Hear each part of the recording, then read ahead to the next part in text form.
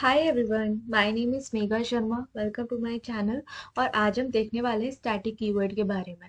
तो static keyword बहुत बहुत ज़्यादा इंपॉर्टेंट है। As I already told you, static keyword के बारे में मैं आपको अच्छे से बताऊंगी। तो स्टार्ट करते हैं हम। तो स्टैटिक कीवर्ड बताने के लिए मैं सबसे पहले एक क्लास बनाती हूँ।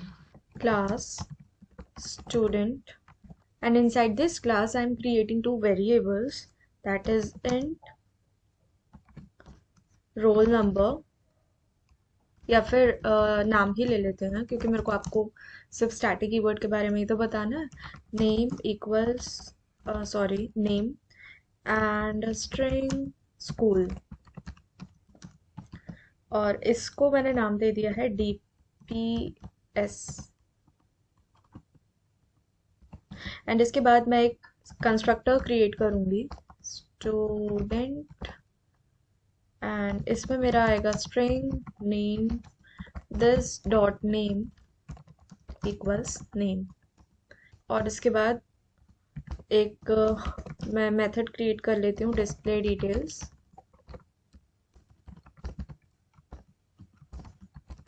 which will display the details।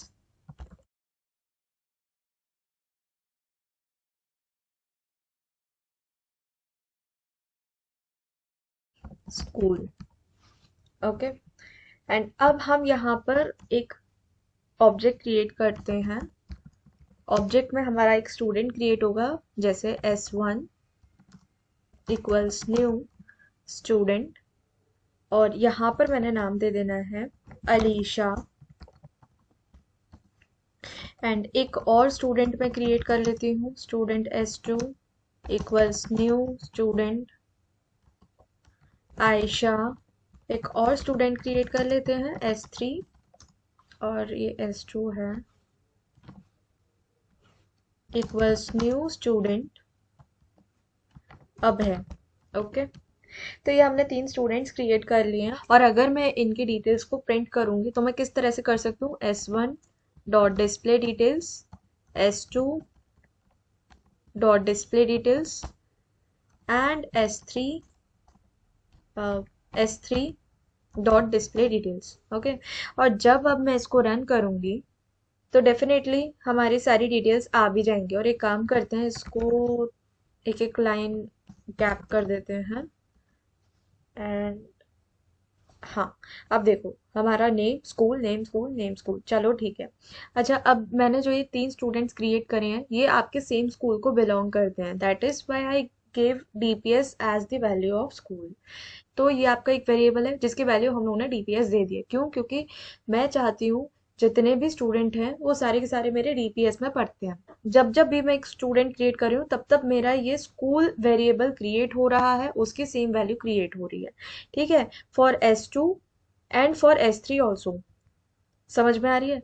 मतलब तीनों के लिए, S1 S2 एंड S3, तीनों के लिए आपकी इंडिविजुअली एक वेरिएबल क्रिएट हो रहा है, दैट इज स्कूल, और उसकी वैल्यू भी असाइन हो रही है DPS, और हर बार ये क्रिएट हो रहा है। तो अब आप मेरे को खुद ही सोच के बताओ, क्या ये मेमोरी एफिशिएंट है? मतलब हम हर एक ऑब्जेक्ट बना रहे हैं, दैट इज ओके, लेकिन हर एक ऑब्जेक्ट के साथ मेरा एक जो स्टैटिक चीज है ना, मतलब जो मेरी चेंज नहीं होनी चाहिए ना चेंज होगी, है ना, दैट इज स्कूल नेम, वो भी हर बार क्रिएट हो रहा है जब भी मैं अपना ऑब्जेक्ट क्रिएट कर रही हूँ। तो ये चीज तो ठीक नहीं है। मैं क्या चाहती हूँ कि मेरा जो स्कूल है वो एक ही बार क्रिएट हो जाए, फिर उसके बाद जब भी मैं ऑब्जेक्ट क्रिएट करूँ तब वो बार बार क्रिएट ना हो। तो उसके लिए मैं यहाँ पर स्टैटिक कीवर्ड का यूज करूंगी, static.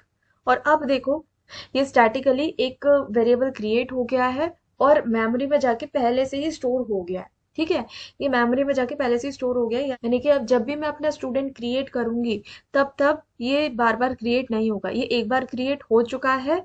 Static static variable static keyword हम लोगों ने यूज कर लिया है और ये एक बार क्रिएट हो गया एंड दैट इज ओके। अब ये बार बार क्रिएट नहीं होगा। अब देखो, हम हर बार एक स्टूडेंट क्रिएट कर रहे हैं, स्टूडेंट जब भी क्रिएट हो रहा है हम उसमें एक वेरिएबल को स्टोर कर रहे हैं। ठीक है, वेरिएबल की वैल्यू को हम स्टोर करें, दैट इज नेम। ठीक है, तो हर बार ये इंडिविजुअली मेमोरी में जाके अपना एक स्पेस एक्वायर कर लेगी, ठीक है, अपना स्पेस ले लेगी। लेकिन मैं नहीं चाहती हूँ, अगर मेरा स्कूल सेम टू सेम है सभी स्टूडेंट्स के लिए, तो मैं क्यों चाहूंगी कि मेमोरी में अलग से वो स्पेस ले। मैं चाहती हूँ कि एक बार एक साथ वो मतलब क्रिएट हो जाए और एक मतलब शांति से अपना बैठ जाए। अब बार बार मैं स्टूडेंट को कॉल कर रही हूँ, बार बार वो मेरा क्रिएट ना हो।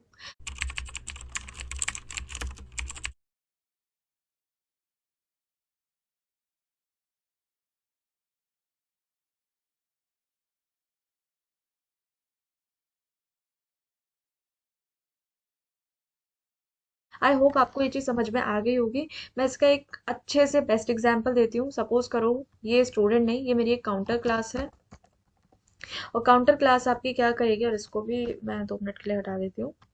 और हाँ, तो अभी काउंटर क्लास क्या करेगी, या एक काउंटर क्लास आपका एक वेरिएबल लेगी और उसको ये इंक्रीमेंट करेगी। देखो, मैंने एक काउंट वेरिएबल लिया और उसकी वैल्यू असाइन कर दी 0, और अब मैं एक काउंटर कंस्ट्रक्टर बनाऊंगी जो मेरी इस काउंट की वैल्यू को 1 से इंक्रीज करेगा, और इसकी वैल्यू मैं प्रिंट भी कर दूंगी। ठीक है, तो जब भी अब मैं अपना नया ऑब्जेक्ट क्रिएट करूंगी, बाय डिफॉल्ट मेरा ये कंस्ट्रक्टर कॉल होगा। ये कंस्ट्रक्टर जब जब कॉल होगा वो मेरी काउंट की जो वैल्यू है वो 1 से इंक्रीमेंट करेगा, और काउंट की वैल्यू को प्रिंट करेगा इंक्रीमेंट हो जाने के बाद। ठीक है, तो मैंने जैसे काउंटर C1 क्रिएट किया, न्यू काउंटर, एंड ठीक है, काउंटर C2 क्रिएट किया, new counter, okay, counter C3 create किया, न्यू काउंटर, ओके। अब मैं इसको देखो रन करूंगी, और रन करने से पहले मेरे इस वीडियो को पॉज करो और मेरे को बताओ कि इसका आंसर क्या आना चाहिए आपके अकॉर्डिंग। ठीक है, तो मैं आपको पहले रन करके दिखाती हूँ, फिर मैं आपको एक्सप्लेन करूंगी कि ये आंसर क्यों आया। देखो, अब हमारे यहाँ पे 1 1 1 आ रहा है ना। हो सकता है किसी के दिमाग में ये आए कि हाँ 1 2 3 आना चाहिए, बट 1 2 3 नहीं आएगा, 1 1 1 ही आएगा। क्यों? क्योंकि देखो, हम लोगों ने इसको स्टैटिकली नहीं असाइन किया है। देखो, मैं ना जब जब भी एक न्यू ऑब्जेक्ट क्रिएट कर रही हूँ, हर बार ये काउंट वेरिएबल जो है ये मेमोरी में जाके स्टोर हो रहा है ना, विद वैल्यू 0। अब जैसे कि मैंने अब ये एक ऑब्जेक्ट क्रिएट किया, ठीक है, इसका नाम है C1। तो जब भी मैंने C1 ऑब्जेक्ट क्रिएट किया होगा, उसमें एक ये वाला जो वेरिएबल है ये मेमोरी में जाके स्टोर हो जाएगा, जिसकी वैल्यू है आपकी 0। अब जैसे ही मैंने इस कंस्ट्रक्टर को किया कॉल, तो इसने इस काउंट की वैल्यू इसने 1 से इंक्रीज कर दिया है बाय 1, और 1 करके इसने ये प्रिंट कर दिया है। ठीक है, चलो, अब आता है काउंटर 2। तो मैंने जब C2 ऑब्जेक्ट क्रिएट किया है, तो C2 ऑब्जेक्ट के साथ फिर से ये काउंट वेरिएबल जो है ये मेमोरी में जाके स्टोर हुई है विद द वैल्यू 0। ठीक है, अब अगेन हम यहाँ पर इसका कंस्ट्रक्टर कॉल कर रहे हैं, कंस्ट्रक्टर में इसकी वैल्यू 0 से 1 हो गई है, और 1 यहाँ पे प्रिंट हो गया है। ठीक है, और सिमिलरली C3 ऑब्जेक्ट के साथ भी इसने अपना जो नया वेरिएबल है विद द वैल्यू 0 वो मेमोरी में जाके स्टोर किया है, और जब ये कंस्ट्रक्टर कॉल हो रहा है तब इसकी काउंटर की वैल्यू इंक्रीज हो रही है, और काउंटर की वैल्यू प्रिंट हो रही है। ठीक है, तो इस तरह से ये आपका 1 1 1 आंसर आ रहा है। क्यों? क्योंकि मैं हर बार ऑब्जेक्ट क्रिएट कर रही हूँ, हर बार आपका वो वेरिएबल जो है वो मेमोरी में स्टोर हो रहा है। ठीक है, लेकिन अगर मैं वहीं पर इसको स्टैटिक कर दूं, और 2 मिनट के लिए आप पॉज करो और सोचो इसका आंसर क्या आएगा, तो मैं रन करके दिखाती हूँ। अब इसका आंसर आ रहा है 1 2 3। क्यों आ रहा है? देखो, ये मैंने पहला वेरिएबल क्रिएट किया, सॉरी पहला ऑब्जेक्ट क्रिएट किया। अब देखो, आपका मेमोरी में ये काउंट वेरिएबल विद वैल्यू 0 आपका स्टोर हो गया है, एक साथ चुपचाप बैठ गया है। ठीक है, अब मैंने क्या किया है, एक मैंने ऑब्जेक्ट क्रिएट किया है, उसने अपना काउंटर कंस्ट्रक्टर को कॉल किया है, काउंटर कंस्ट्रक्टर में काउंट की वैल्यू 1 से बढ़ गई है। ठीक है, तो पहले अब 0 थी, अब 1 से बढ़ के कितनी हो गई है, 1 हो गई है। तो अब जो स्टैटिकली जो आपका काउंट वेरिएबल है जो मेमोरी में स्टोर हुआ है, उसकी वैल्यू अब 0 नहीं है, उसकी वैल्यू अब 1 है after the creation of C1 object.